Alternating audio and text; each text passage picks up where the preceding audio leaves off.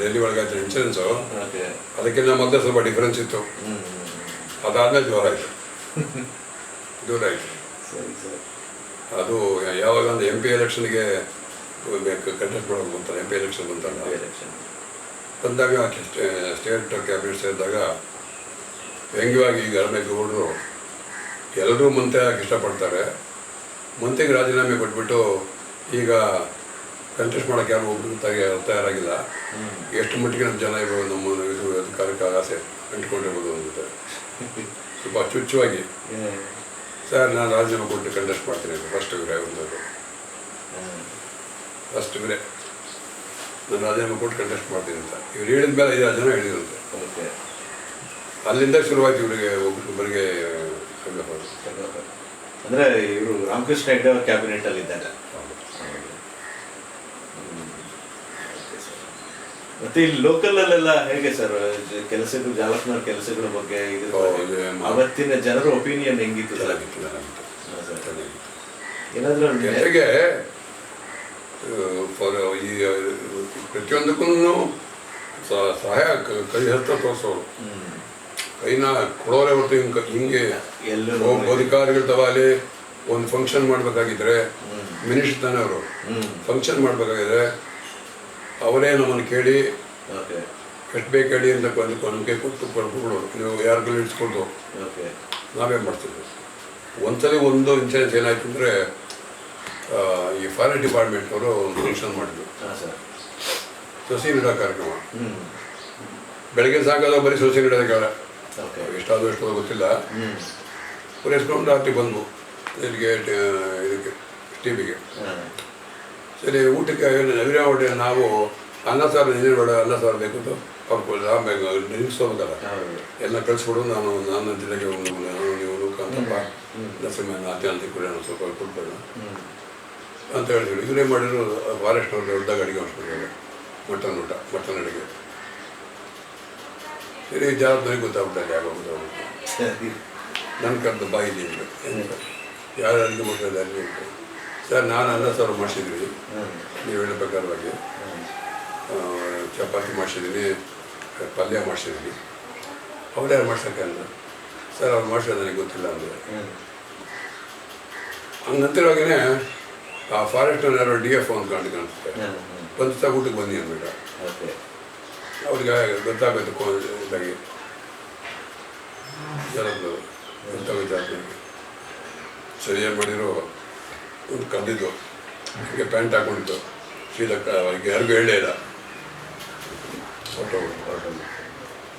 ನನಗೆ ಸಿಕ್ಕಾಪಟ್ಟೆ ಬೈದ್ಬಿಟ್ಟು ಅಧಿಕಾರಿಗಳು ತಾವು ಮಾಡ್ಕೊಂಡು ತಿಂದ್ರೆ ನಾವೇನೇ ಮಾತಾಡೋಕ್ಕಾಗಲ್ಲ. ಎಲ್ಲ ಬೆಳಗ್ಗೆ ತಪ್ಪು ಮಾಡುತ್ತಾನೆ ಶಿಕ್ಷೆ ಮಾಡೋಕ್ಕಾಗ್ತದೆ.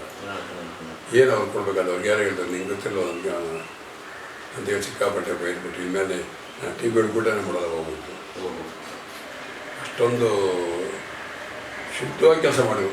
ಎಲ್ಲಿ ಬೇರೆ ಕಡೆ ಕಾಲೇಜ್ ಮಾಡ್ಕೊಂಡಿರ್ಬೋದು, ಅದು ಬೇರೆ ಕ್ಷೇತ್ರದಲ್ಲಿ ಕೂಡ ಇಲ್ಲ. ಇಲ್ಲಿ ಮಾತ್ರ ಏನು ಮಾತಾಡೋಂಗಿಲ್ಲ. ಒಬ್ಬ ಕಂಟ್ರಾಕ್ಟರ್ದವಾಗಲಿ ಒಬ್ಬ ಯಾರೇ ಆಗಲಿ ಏನೇ ಕೆಲಸ ಮಾಡಿಕೊಳ್ಳಿ ಆ ಕೆಲಸದ ವ್ಯಾಲ್ಯೂ ಎಷ್ಟೇ ಲಕ್ಷ ರೂಪಾಯಿ ಇರಲಿ ಕೈಯಿಂದ ಆಸ್ಪತ್ರೆಗಳಿಗೆ ಕರ್ಕೊಂಡಾಗ ಅವರೇ ಕೊಟ್ಟು ಅವರೇ ಮಾಡ್ತಾರೆ. ಒಂದ್ಸಲಿ ಸೆಂಟ್ರಲ್ ಮಿನಿಸ್ಟರ್ ಆಗಿದ್ದಾಗ ಬೆಳಗ್ಗೆ 8 ಗಂಟೆಗೆ ಫ್ಲೈಟ್ಗೆ ಬುಕ್ ಆಗ್ಬಿಟ್ಟು ಟಿಕೆಟು. ರೇವಣ್ಣ ಅಂತ ಸರ್ಕಾರ ನಿಮಗೆ ಗೊತ್ತಿಲ್ಲ, ಚೇರ್ಮನ್ ಆಗಿದ್ದ, ಭಾಳ ನನಗೆ ಕ್ಲೋಸು. ಪಾಪ ಅವನು ಕೂಡ ಶುದ್ಧಾಸ್ತ, ಮನೆ ಕೂಡ ಕಟ್ಕೊಂಡಿರಲಿಲ್ಲ, ಹಳೆ ಮನೆಗಿದ್ದ. ನನಗೆ ಅವನಿಗೆ ಕ್ಯಾನ್ಸರ್ ಬಂದ್ಬಿಟ್ಟು ಸುಮಾರು 20 ದಿನ 25 ದಿನ ಆಗಿರೋ ಕೂಡ ಆಸ್ಪತ್ರೆಗೆ ಆಪರೇಷನ್ ಮುಂದಕ್ಕೆ ಹಾಕೊಂಡು ಮುಂದಕ್ಕೆ ಮಾಡಲೇ ಇಲ್ಲ. ಅವ್ರ ಹೆಂಡತಿ ಬೆಳಗ್ಗೆ 6 ಗಂಟೆಗೆ ಇಲ್ಲಿ ಬಂದ್ಬಿಟ್ಟು ನಮ್ಮನಿಗೆ ನಮ್ಮೂರೇ ಆಗ್ಬಿಡಿ ಅಮ್ಮ ಹುಡುಗಿ ಏನು ಸ್ವಾಮಿ ಹಿಂಗೆ ಆಗುತ್ತೆ ಅಂದ್ಬಿಟ್ಟು ನಾನೇ ಮಾಡಲೇ 6 ಗಂಟೆ ಸ್ನಾನೇ ಮಾಡಲಿ. ನಾನು 8 ಗಂಟೆಗೆ ಹೊರಟೆ ಗೊತ್ತಿತ್ತು ನನಗೆ 8 ಗಂಟೆಗೆ ಮನೆ ಬಿಡ್ತಾರೆ ಅಂತೇಳಿ ಹಂಗೇ ಹೋಗ್ಬಿಟ್ಟೆ ಜಿಮ್ನಿಗೆ. ಡ್ರೈವರ್ನು ಕಳ್ಳೆ ನಾನೇ ಡ್ರೈವ್ ಮಾಡ್ಕೊಂಡೋಗ್ಬಿಟ್ಟೆ. 7-7 ಗಂಟೆ ಮನೆಗಿದೆ. ಆ ಎಮ್ಮನ್ನು ಕರ್ಕೊಂಡು ಜಿಲ್ಲೆ ಕರ್ಕೊಂಡು ಏನೇ ಅಂದರು ನಿನಗೆ ಯಾವನು ಹೇಳ್ಕೊಟ್ಟು ಅಂದರು.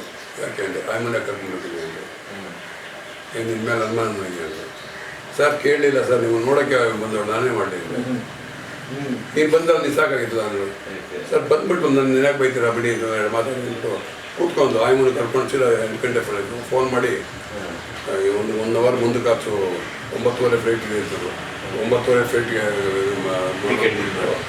ಕೂತ್ಕೊಂಡು ಸೀದಾ ಇದಕ್ಕೆ ಅದ್ಯಾವುದು ಹೋಗು ಇನ್ನೂ ಬಂದಿಲ್ಲ ಯಾರು 8 ಗಂಟೆಗೆ ಒಂದು ಬೈದ್ರು ಅಂದರೆ ಅವ್ರನ್ನ ನೋಡಿಬಿಟ್ಟು ನೀವು ಮನುಷ್ಯನ್ರಿ ನೀವು ಮನುಷ್ಯ ನೀವೆಲ್ಲ ನೀವು ದೊಡ್ಡ ಡಾಕ್ಟರ್ ಆಗಿದ್ದೀರಾ MS ಮಾಡಿದ್ದೀರಾ ಫಾರಿನ್ ಓದಿದ್ದೀರಾ PhD ತೊಗೊಂಡಿದ್ದೀರಾ ಅವ್ನ ಗತಿ ನೋಡಿ ಆ ಗತಿ ನೋಡಿ 3 ಸಲ 4 ಸಲ ಮುಂದಕ್ಕೆ ಹಾಕಿದ್ದಾರೆ ಕಾರಣ ಏನು ಹಾಕಿದ್ದಾರೆ ಎಕ್ಸ್ಪ್ರೆಷನ್ ಕೊಡಬೇಕು ಅಂತ ಕೂತ್ಕೊಳ್ತಾಬಟ್ಟೆ ಇವತ್ತಿನ ಇದೀಗ ಅವ್ನಿಗೆ ಏನು ಬೇಕು ಮಾಡದೆ ಹೋದ್ರೆ ನಾನು ನಿಮ್ಮ ರೆಕಮೆಂಡ್ ಮಾಡ್ತೀನಿ ಸರ್ಕೇಷನ್ ಕಟ್ತೀನಿ ಬಾಯಿ ಬಂದ ಬೈದ್ಬಿಟ್ಟು ಆ ಅಮೌಂಟ್ ಕೈಗೊಂದು 50,000 ರೂಪಾಯಿ ಕೈ ಕೊಟ್ಬಿಟ್ಟು ಮಾಡೋರು ಪಟ್ಟಿಕದಲ್ಲಿ ಕಾಯಿಲೆ ವಿದ್ಯಾಭ್ಯಾಸ 90% ದೇವಸ್ಥಾನ ಆಮೇಲೆ ಇನ್ನು ಕೆಲವರಿಗೆ ಇನ್ನೂ ಕ್ಲೋಸ್ ಆಗಿರೋರಿಗೆ ಅವ್ರ ಸಂಸಾರಗಳಿಗೆ ಮನೆ ಖರ್ಚು ಅದಕ್ಕೆ ಇದಕ್ಕೆ ಕೊಡೋದು. ಈ ಕೊನೆ ಹಂತದಲ್ಲಿ ಸ್ವಲ್ಪ ಈ ಹೊಂಗೆ ಸಸಿಗಳ ಬಗ್ಗೆ ಬಹಳ ವ್ಯಾಮೋಹ ಇಟ್ಕೊಂಡು ಹೌದು ಅಯ್ಯೋ ತಿರುಗಿಸ್ಬಿಟ್ಟು ನನ್ನನ್ನು ಹಾಕ್ಕೊಂಡು ಎಲ್ಲ ದೇವಸ್ಥಾನಕ್ಕೆ ಹೋಗಿ ಕೊಡೋದು ಆಮೇಲೆ ದುಡ್ಡು ಕೊಡೋದು ಅವ್ರಿಗೆ ಒಂದು ಸ್ಕೂಲಿಗೆ ಬೆಳೆಸೋದಕ್ಕೆ 15 ದಿನ ಅದೇ ಕೆಲಸ ನಮ್ಮದು. ಹೌದು ಈಗ ಎಲ್ಲಿ ಸ್ವಲ್ಪ ಬೆಳೆದಿದೆಯಾ ಸರ್ ಅವ್ರು ಹಾಕಿದ್ದ ಇದೆ ಬಹಳಷ್ಟು ಪಂಚಾಯತಿಗಳಲ್ಲೂ ಇದೆ ಹಾಕಿದೆ ನಾವು ರಸ್ತೆಗೆಲ್ಲ ಹಾಕಿದ್ವಿ ಹೊರಟೋಯ್ತು ಬಟ್ ಸ್ಕೂಲು ಹೊರಾಂಡ ಖರ್ಚು ಹಾಕಿದ್ವಿ ಚೆನ್ನಾಗಿದೆ. ಇವಾಗ ನಮ್ಮಲ್ಲೇ ಆ ರಸ್ತೆಗಿದೆ ನೋಡಿ ಒಂದಷ್ಟು ಈ ಕಡೆ ಹೋದಾಗ.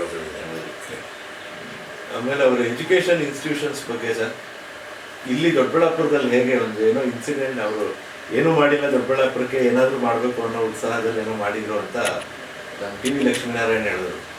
ಇಲ್ಲಿ ಅವ್ರ ಉದ್ದೇಶನೇ ಇರಲಿಲ್ಲ ವಿದ್ಯಾಸಂಸ್ಥೆ ಶುರು ಮಾಡಬೇಕು ಅಂತ ಅಚಾನಕ್ಕಾಗಿ ಬಂದಿತ್ತು ಅವ್ರಿಗೆ ಐಡಿಯಾ ಅಂತ ಇರ್ಬೋದು.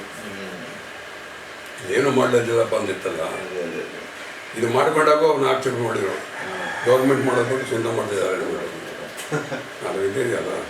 ಆಮೇಲೆ ಈ ಜವಳಿ ಪಾರ್ಕು ಮತ್ತೆ ಇದನ್ನು ತರುವಾಗ ಸ್ವಲ್ಪ ಅವ್ರು ಹೋರಾಟ ಮಾಡಿದ್ರು. ಅದು ದೇವೇಗೌಡರು ಮಾಡಿದ್ರು ಜಿಗಣಿಗೇನೋ ಜಿಗಣಿಗೆ ಅದು ಹೇಗೆ ಸರ್ ಇವರು ಟೆಕ್ಸ್ಟೈಲ್ ಮಿನಿಸ್ಟರ್ ಆಗಿದ್ರು ಇವರು ಅನ್ಸುತ್ತೆ ಅವಾಗ ಜವಳಿ ಪಾರ್ಕ್ ಆದಂಥ ಸಂದರ್ಭದಲ್ಲಿ ಸೆಂಟ್ರಲ್ ಮಿನಿಸ್ಟರ್ ಆಗಿದ್ರು ಅನ್ಸುತ್ತೆ ಜಾಲಪ್ನವರು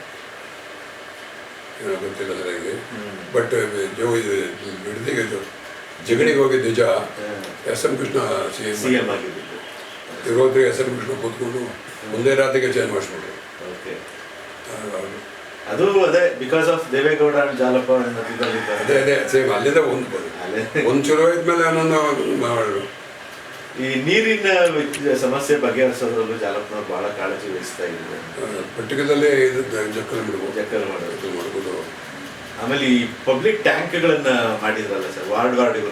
ಹೌದು ಬಹುಶಃ ಅದು ರಾಜ್ಯದಲ್ಲೇ ಮೊದಲು ದೊಡ್ಡಬಳ್ಳಾಪುರದಲ್ಲಿ ಆಗಿದ್ದು. ಫಸ್ಟ್ ಆಳನಹಳ್ಳಿ ಹಾಂ ಸರ್ ರಾಮಕೃಷ್ಣ ಫಸ್ಟ್ ಆಳನಹಳ್ಳಿ ಆಗಿದೆ ಫಸ್ಟ್ ಬೋರ್ವೆಲ್ ಸರಿ ಸ್ಟೇಟ್ಗೆ ಫಸ್ಟ್ ಬೋರ್ವೆಲ್. ಓಕೆ ಒಂದೇ ದಿನ ರಾಮಕೃಷ್ಣ ಹೆಗ್ಡೆ ಕಸದಲ್ಲಿ ಅಲ್ಲಿ ಶಂಕುಸ್ಥಾಪನೆ ಮಾಡಿಸಿ ಅವತ್ತೇ 3 ಆಸ್ಪತ್ರೆ ಹೊಸಳ್ಳಿ ಆರುಡಿ ಶಾಸ್ತ್ರ 3 ಆಸ್ಪತ್ರೆ ಇನಾಗ್ರೇಟ್ ಮಾಡಿಸಿ PHC ಹೌದು. ಆಮೇಲೆ ಈ ಓಪನ್ ವೆಲ್ಸ್ ಇದಕ್ಕೆ ವೈಲ್ಡ್ ವೆಲ್ಸ್ ಅದನ್ನೇ ಅವರು ಸಾಲ ಮನ್ನಾ ಮಾಡಿದ್ರು ಅಂತ ಹೌದು ಒಂದು ಯಾವ್ದು ಫಸ್ಟ್ ಅದೇ ಮಾಡಿದ್ದು ಸರ್ ಅದು